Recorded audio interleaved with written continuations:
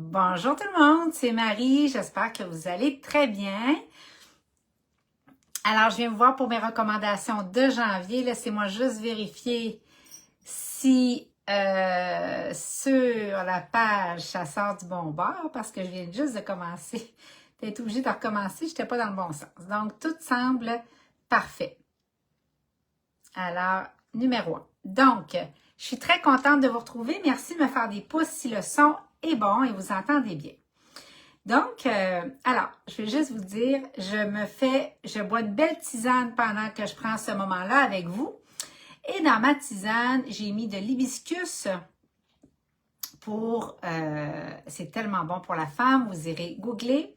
Et j'ai mis du tulsi, donc basilic sacré, plante révérée dans l'Inde pour 1001 propriétés. J'ai mis de l'artémisia annua pour les symptômes de rhume, de mucus, de grippe. C'est tellement fantastique, une plante à découvrir extraordinaire. J'ai mis avoine pour le système nerveux. J'ai mis de l'ortie, la fameuse plante du courage, tellement bonne à boire 2 jours et tellement régénérante quand les surrénales sont épuisées.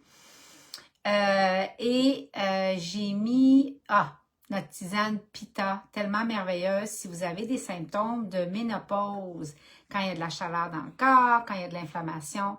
Notre tisane Pitta est extraordinaire et biologique. Donc, vous irez regarder tout ça sur arielayurveda.com.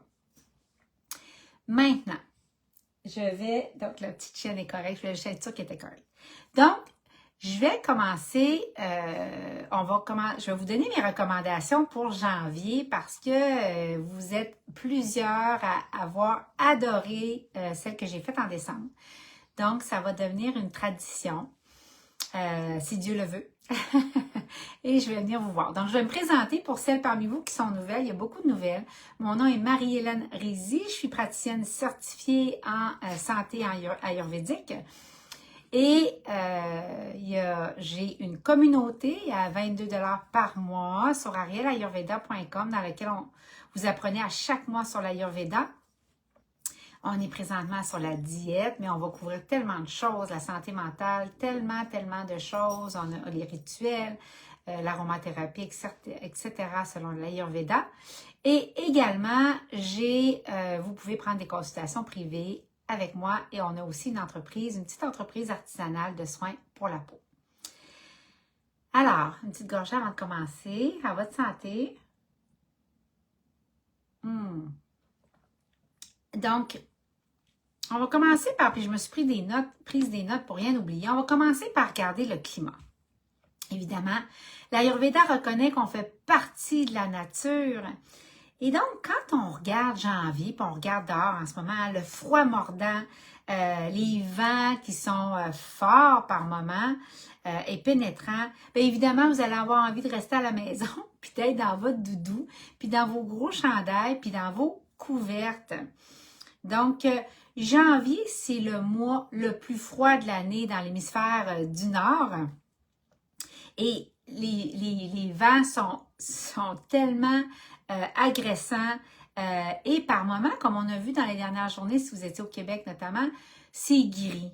Le ciel est couvert, le soleil ne sort pas toujours et c'est presque des fois là, désertique mais froid.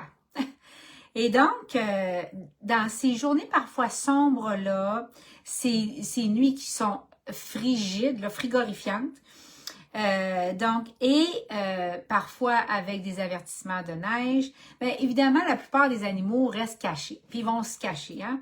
Mais nous, on fait partie de la nature aussi, puis on a envie de faire ça, reconnaît l'Ayurveda. Maintenant, en même temps, on est obligé de voir aussi l'opportunité qu'il y a là-dedans. Dans le fait que cette quiétude-là en janvier, cette paix-là qui envahit les lieux et l'espace, le silence, on dirait que tous les bruits sont étouffés. Et il n'y a rien qui bouge. Et ces manteaux-là de neige, on dirait que ça donne à nos paysages une grandeur là, de la Sibérie. Donc, merci de faire des pouces si le son est bon. Puis merci surtout de partager. On est tellement une petite entreprise, ça nous aide. Vous ne pouvez pas savoir. Puis vos commentaires aussi font en sorte que ça place la vidéo plus élevée dans le ranking de l'algorithme. Donc, j'aimerais vous apporter un peu de réconfort en ce moment avec tout ce qui se passe. Puis vous dire que si vous n'avez pas embarqué dans le goût de détox, puis je vais en reparler sur ma page parce que vous avez eu plus envie de bien vous nourrir, de vous apaiser. Si vous n'avez pas embarqué encore dans cette idée-là des intentions, puis nouvelle année, nouveau vous, ben, je voudrais vous rappeler que c'est tout à fait normal. En fait, la nouvelle année lunaire commence le 29 janvier. Et la nature, en ce moment, dort encore très, très profondément. Et l'année du serpent, en plus, selon la tradition chinoise, qu'on va commencer, on quitte l'année du dragon et on rentre dans l'année du serpent, appelle à l'introspection et à la sagesse. Donc, j'espère, ça doit vous calmer, ça, d'entendre ça.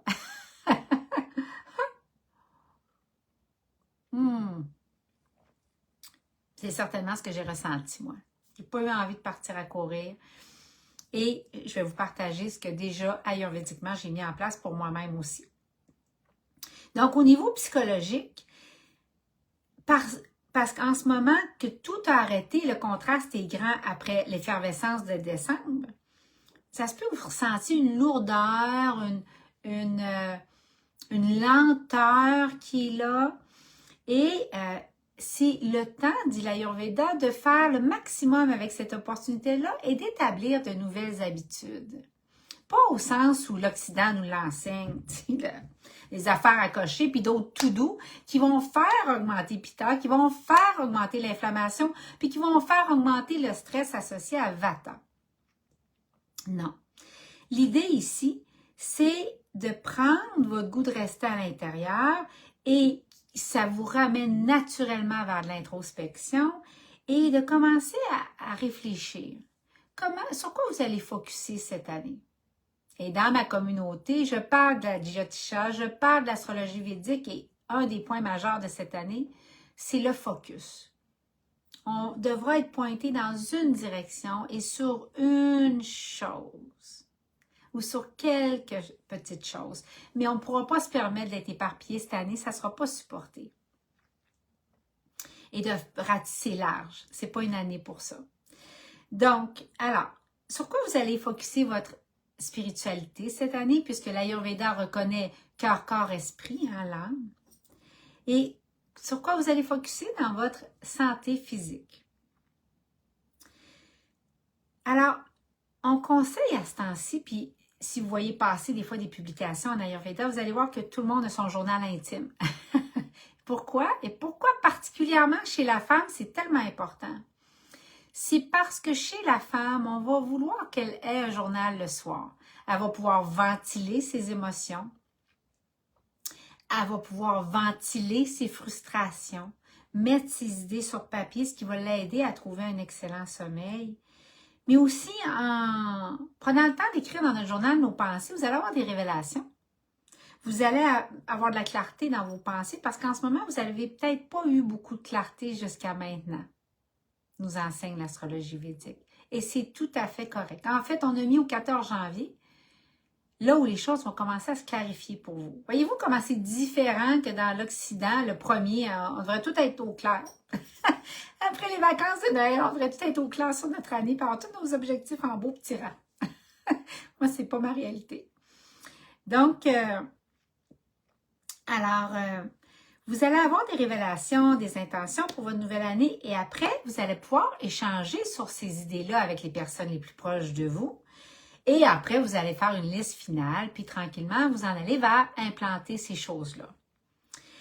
C'est le mois de l'année où ça prend le plus de détermination, puis vous l'avez senti au début du mois. Moi, j'ai ressenti à un moment donné des poussées énergétiques. Je me suis dit, ma foi, je vais m'évanouir.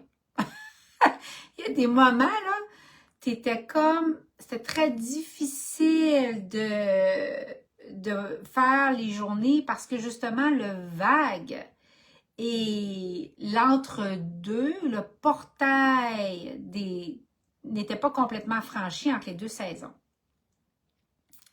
Merci d'être ici, puis merci de vos pouces, puis je suis tellement contente d'être avec vous aujourd'hui.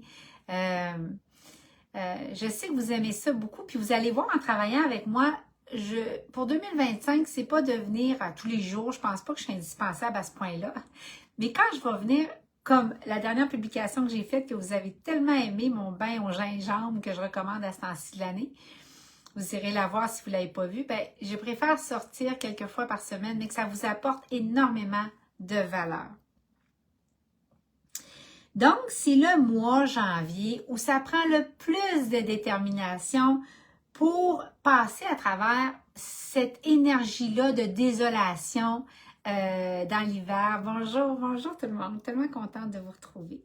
Et donc, en janvier, on appelle ça, en anglais, the dead of winter. Pourquoi? Parce que c'est la partie désolante de l'hiver. Hein? Et c'est tellement la partie désolante de l'hiver que statistiquement, le dernier lundi de la semaine pleine de janvier est reconnu comme étant le Blue Monday en anglais. Donc, le lundi bleu. Le lundi où on a les blues de l'hiver. Donc, alors statistiquement, reconnu comme la journée la plus dépressive de l'année et déprimante. Assurez-vous et vérifiez avec votre pharmacien, vérifiez vos apports en vitamine D. C'est vraiment important pour passer actuellement à travers la saison. Donc, ce n'est pas à moi de faire ces recommandations-là. Je ne suis pas votre praticienne attitrée, je ne connais pas votre bilan de santé. Alors, vous informez toujours en cas de doute, mais ça sera important. Et dans tout ce que je vais dire, ça tient.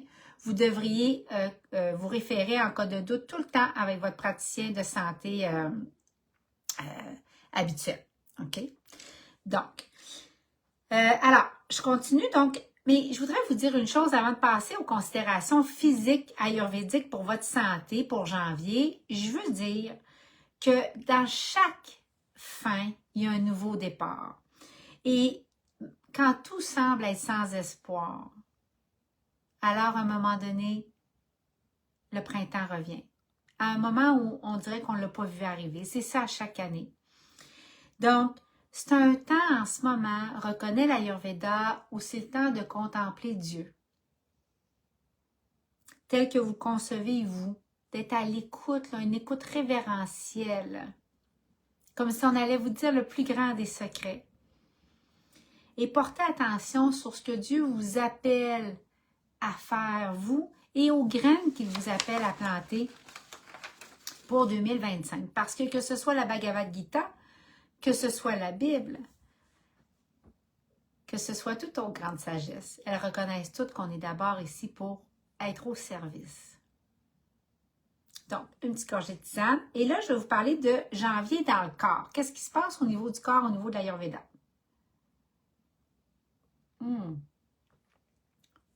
Je ne le dirai jamais assez, mais je veux vous voir toutes avec un petit verre d'eau tiède. Toute la journée, vous sirotez en petites gorgées. Et si vous avez pris du poids, espacez vos repas. Vous n'avez pas besoin de collation si vous ne ressentez pas vraiment la faim et vous remangez quand vous avez faim seulement. Pas parce que c'est là. Quand vous avez faim, vous allez remanger et vous allez voir, le corps va se régulariser juste avec ces petites choses-là.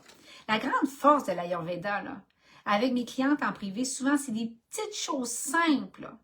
Mais je suis rendue maintenant à 100 vies de changer. J'en suis très fière. Mais vraiment des choses majeures que j'ai accompagné mes clientes à faire, mais par des styles de vie, des herbes ayurvédiques, de l'aromathérapie, des pratiques, des rituels, et certainement du yoga, certainement de la respiration. Mais voilà, c'est impressionnant. Donc, je continue avec janvier dans le corps. Typiquement, selon l'Ayurveda, le mois de janvier, c'est un mois de transition. C'est pour ça que vous êtes comme dans un portail puis que votre énergie n'est pas placée encore. C'est pour ça que l'Ayurveda dit non, on ne part pas à courir. Là, tu vas t'intérioriser, tu vas être avec ton journal, tu vas commencer à rêver ton année 2025. à laisser venir. La vie a aussi des plans pour vous. Donc, alors, le début de l'hiver, donc novembre, début décembre, en Ayurveda, c'est caractérisé alors que ton corps a essayé de ramasser de la chaleur puis de se protéger contre les températures qui descendaient sans arrêt et les vents secs. Maintenant que les températures sont allées au plus bas ou presque, elles vont commencer tranquillement à augmenter et l'humidité avec elles. Donc, c'est pour ça qu'on appelle la saison dans laquelle on entre en ce moment la saison Kapha. Donc, et cette période de l'année avec de la noirceur, les journées ont commencé à rallonger, mais quand même, il y a des journées très grises encore, et le froid, ça peut faire en sorte que vous vous sentiez avec moins d'énergie et vraiment endormi. On ne peut pas dire que vous pétez l'énergie en ce moment. Et donc, le contraste de décembre, qui était très extraverti, qui était occupé, mais maintenant, en janvier, votre corps est en train d'utiliser cette énergie-là pour autre chose.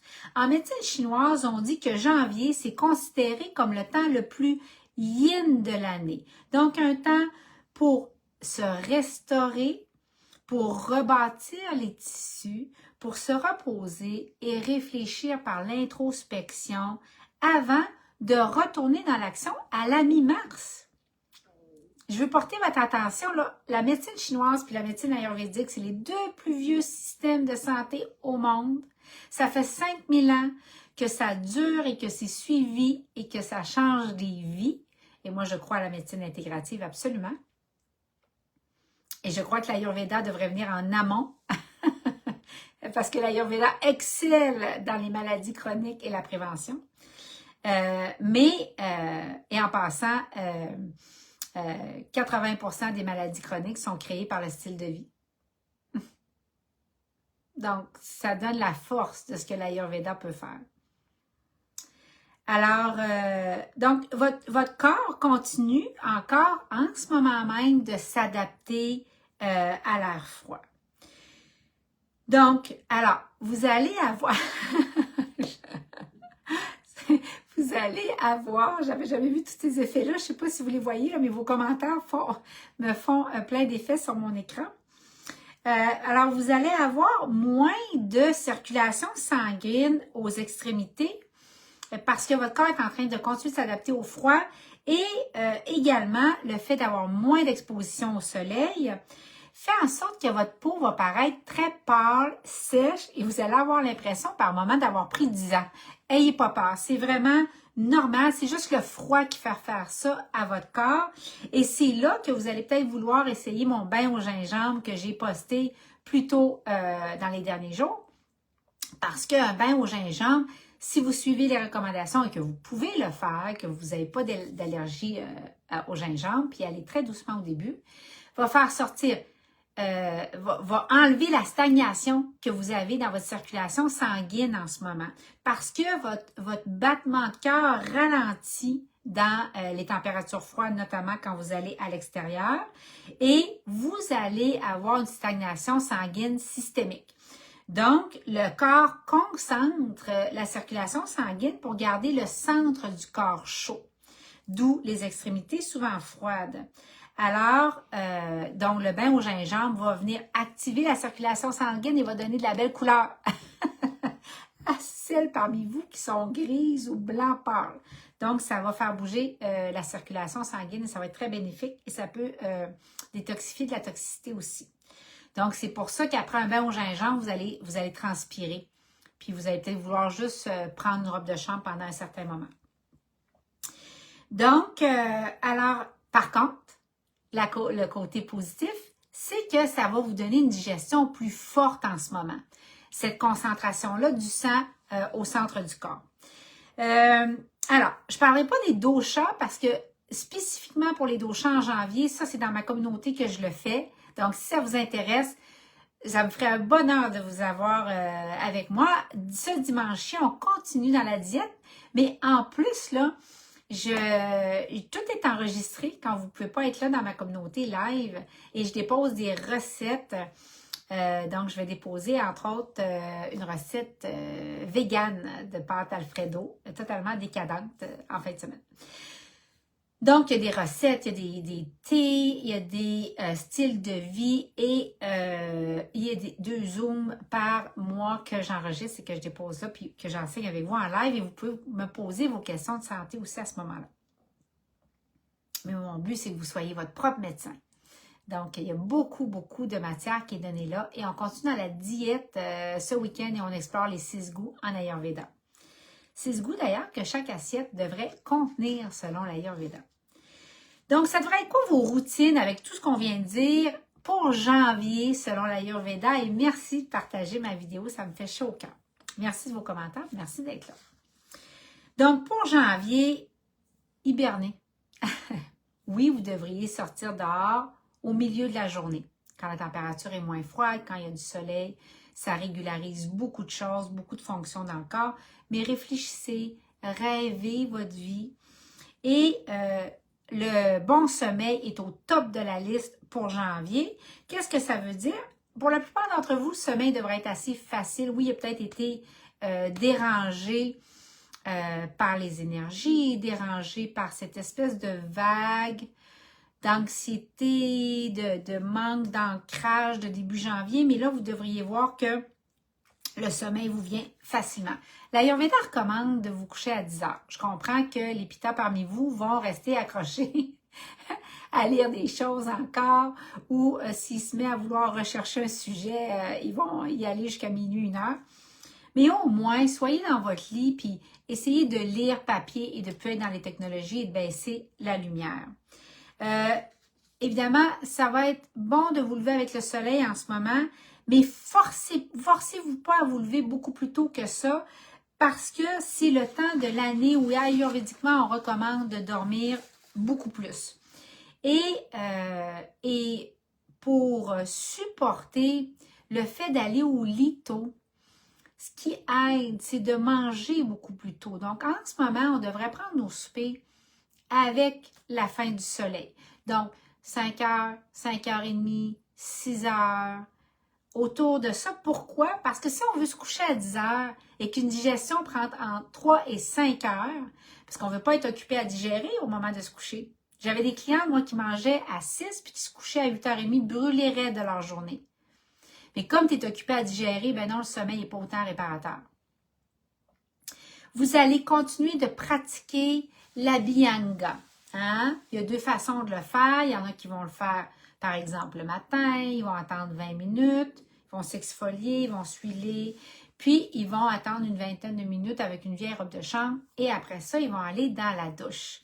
Important, l'huile reste dans vos serviettes ou dans vos robes de chambre. Donc, ça peut prendre en feu dans une sécheuse. Donc, on va laver ça à l'eau bouillante et on va faire sécher, puis on va garder une robe de chambre réservée que pour ça. Et donc on peut attendre une vingtaine de minutes, on n'en met pas sous les pieds évidemment, et là, on va aller prendre une douche. Et pourquoi, quand on le fait de cette façon-là, c'est la véritable façon ayurvédique, c'est que le but de l'huile sur le corps, c'est de sortir les toxines. Donc, l'huile, ce qu'elle va faire, c'est qu'elle va aspirer les toxines, elle va les faire sortir et lorsqu'on va aller sous la douche, on va passer sommairement ou en insistant, hein, quand on est une femme, où est-ce qu'on a le plus chaud là, derrière les genoux, derrière les coudes, sous les aisselles, les parties génitales et c'est tout, tu sais.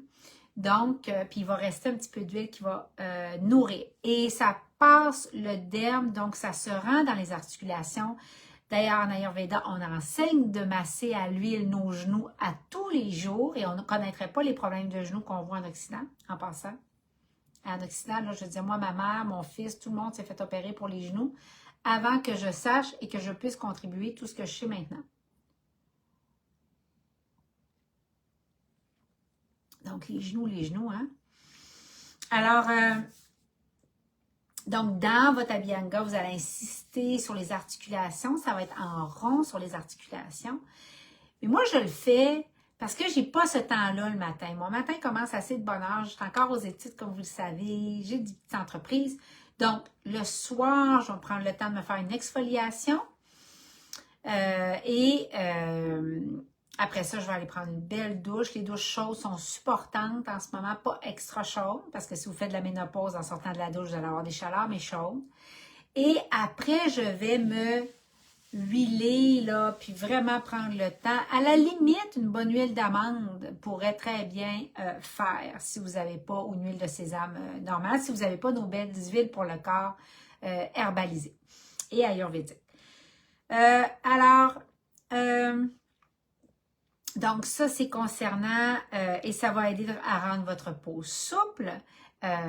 Ça agit un peu comme un drainage lymphatique et vous allez voir que quand on prend le temps de se masser à l'huile, on a une plus belle peau, on a un meilleur système immunitaire, on a moins de problèmes au niveau des articulations et la notion, les gens ne savent pas, mais la notion en Ayurveda du fait de se huiler, c'est ce qui est reconnu dans toutes les grandes sagesses, en fait, c'est cette. Puis on connaît même ça dans le catholicisme et le christianisme, l'huile bénie.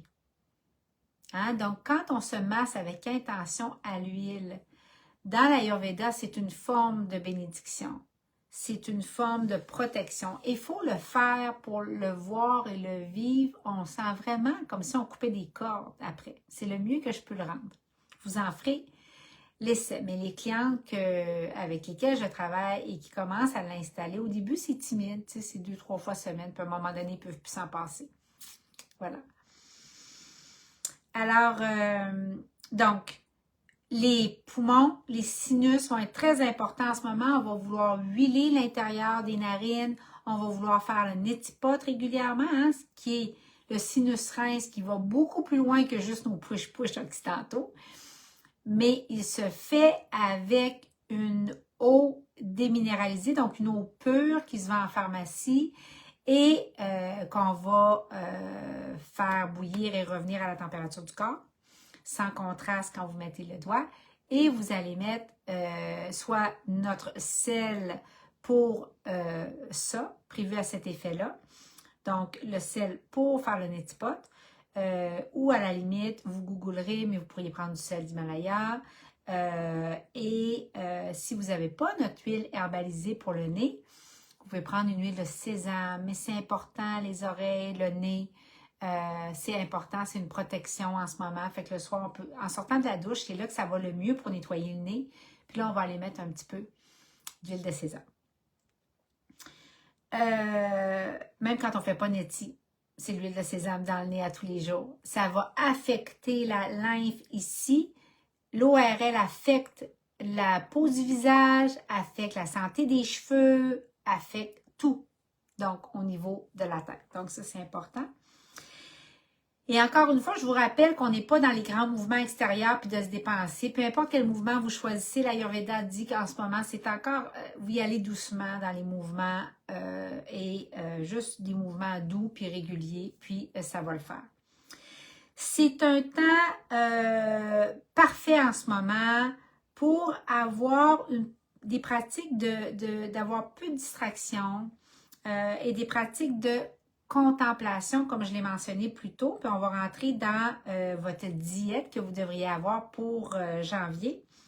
Mais vraiment de même écrire vos rêves dans votre journal près de vous et de vous engager dans des activités plus créatives en ce moment. Peut-être même que c'est ça qui monte naturellement pour vous. Vous avez peut-être le goût en ce moment de tricoter, de dessiner, d'écrire, de composer une nouvelle chanson. Tout ce qui est créatif, de redécorer, de faire du ménage. Donc, tout ce qui est créatif en ce moment va avec la saison, selon l'Ayurveda. Et ce temps-là calme, ce temps-là presque immobile de janvier, c'est une terre fertile pour l'exploration créative. Et soyez honnête avec vous, si vous voulez changer vos mauvaises habitudes, bien, commencez à préparer le terrain et à y penser. Donc, je prends une gorgée et là, je vous parle de ma dernière partie qui est la diète que vous devriez suivre, certains aliments à privilégier pour janvier.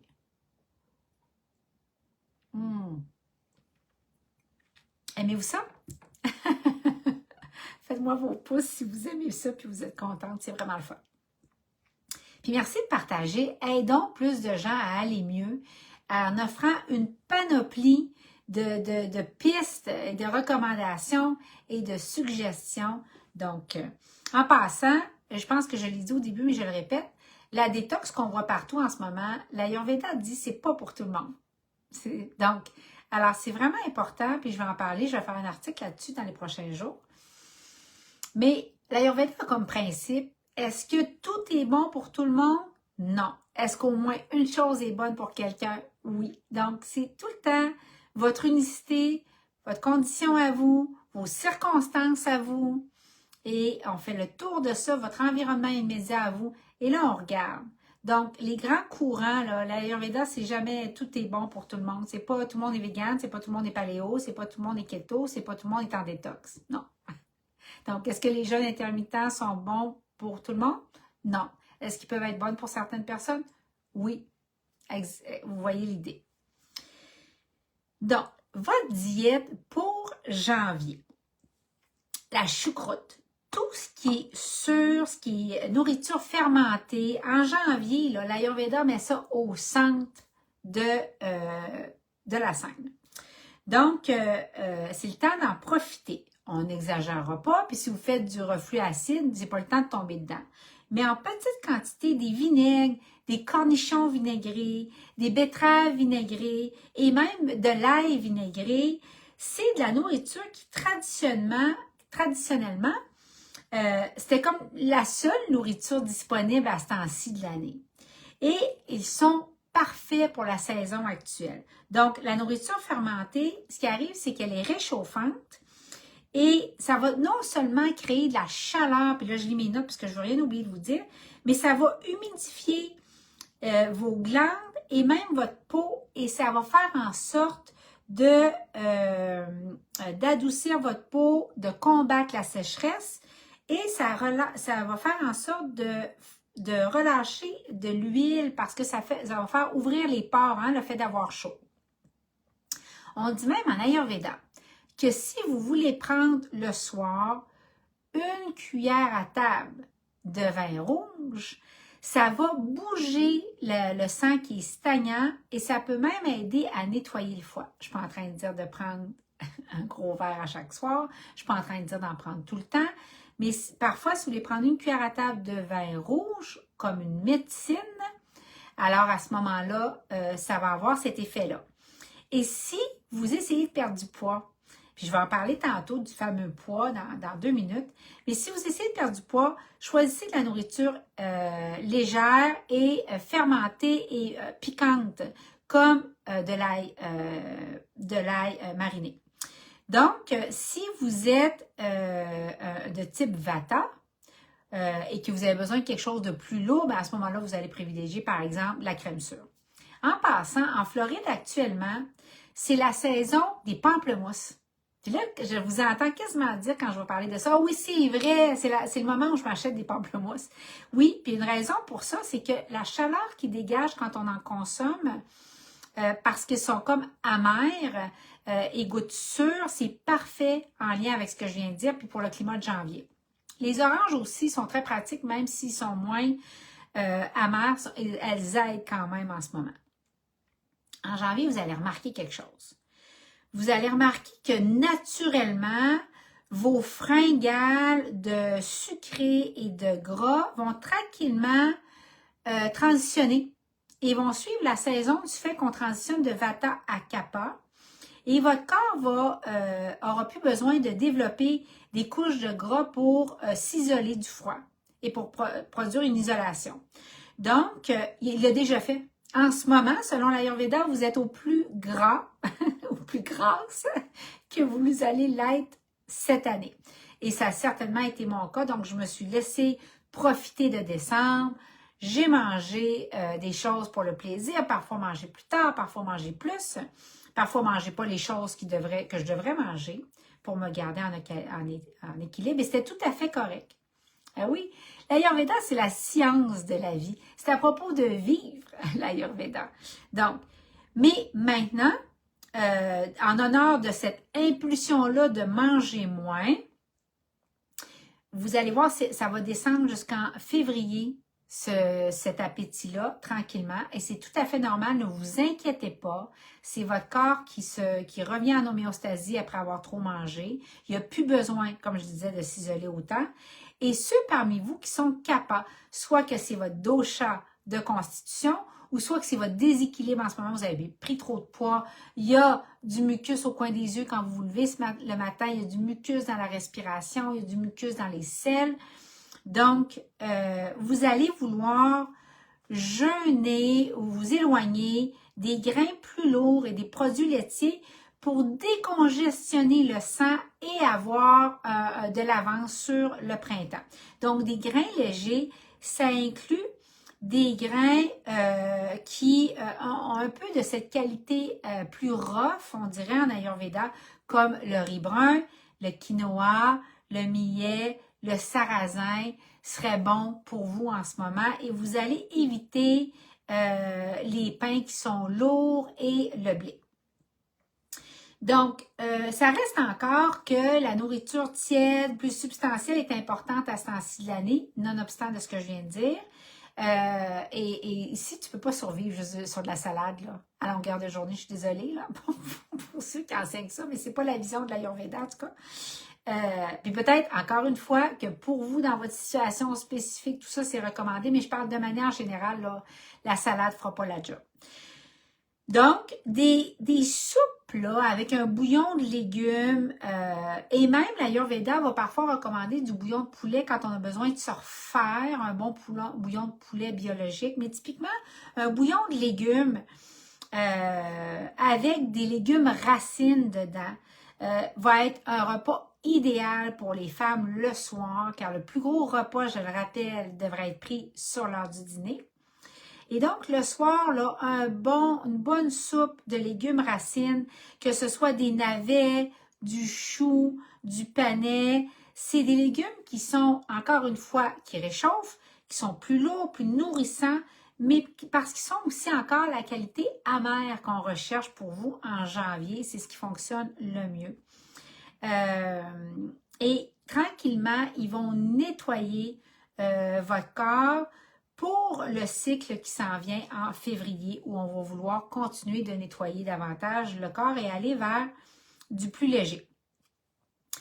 Puis même que ça se peut que vous commencez à remarquer que vous avez un appétit justement pour la nourriture amère, tu sais, une salade d'épinards ou de la roquette. Vous allez peut-être sentir là qu'il y a tranquillement le goût de cette nourriture-là qui commence à revenir après avoir été en congé là, depuis toute l'automne de ce goût-là. Donc, la nourriture épicée, les épices plus fortes, les soupes faites avec du gingembre, du turmeric, de la feuille de laurier, du poivre noir vont vous aider à rester à la chaleur et chaud et à mobiliser vos fluides. La cannelle va assister à maintenir une bonne circulation sanguine. Je vais en reparler sur ma page quand on va parler de TCCF. Et assurez-vous d'être abonné à ma page, Ariel Ayurveda sur Instagram ou encore sur Facebook. Et on a une infolette aussi qu'on envoie par moment. Et donc, la cannelle va aider à assister à garder une bonne circulation sanguine et également à équilibrer le sucre sanguin. Donc, le fenugrec, le hing, qui est une épice ayurvédique que vous pouvez vous procurer en ligne, H-I-N-G, et le cumin noir, c'est toutes des herbes idéales pour Vata et Kapha en hiver. Les aliments épicés ne devraient pas être mangés juste avant que vous ayez faire des activités à l'extérieur. Pourquoi? Parce qu'ils ouvrent les pores de votre corps et rendent votre corps vulnérable à attraper un coup de froid. Donc, à la place, vous allez placer ces épices-là dans votre journée le soir, pour le repas du soir et au moment de souper. Et pour dessert, si vous avez pris du poids et votre déséquilibre actuel, c'est Kapha en ce moment, en janvier, vous allez peut-être apprécier des desserts plus légers, par exemple, comme un fruit qui est cuit au four avec de la cardamome, hein, une poire cuite au four avec de la cardamome, c'est plus léger et ça va être plus digeste pour vous. Donc, pour les prescriptions précise pour les paires d'Ocha et pour les herbes à prendre en janvier. C'est dans la communauté que je donne ça. Donc, je vous invite, si l'élan est là, de venir travailler avec moi dans la communauté. Et sinon, ben, saisissez votre consultation privée. J'ai 2 places disponibles en janvier avec moi. Et parce que j'ai mes études, parce que j'ai aussi une autre page dans laquelle j'étudie les grandes traditions. Et la prière et la dévotion sont une grande partie de ma vie. Donc, sur ce, je vous souhaite un heureux mois de janvier. Vous allez voir que les choses vont s'améliorer à partir d'ici et vous allez retrouver, là, la clarté va vous trouver. Forcez pas. Forcez pas. Voilà, merci de passer le mot. J'espère que vous avez apprécié. Je lis tous vos commentaires et je vous souhaite un glorieux mois de janvier. Soyez bien, soyez bénis et soyez amour.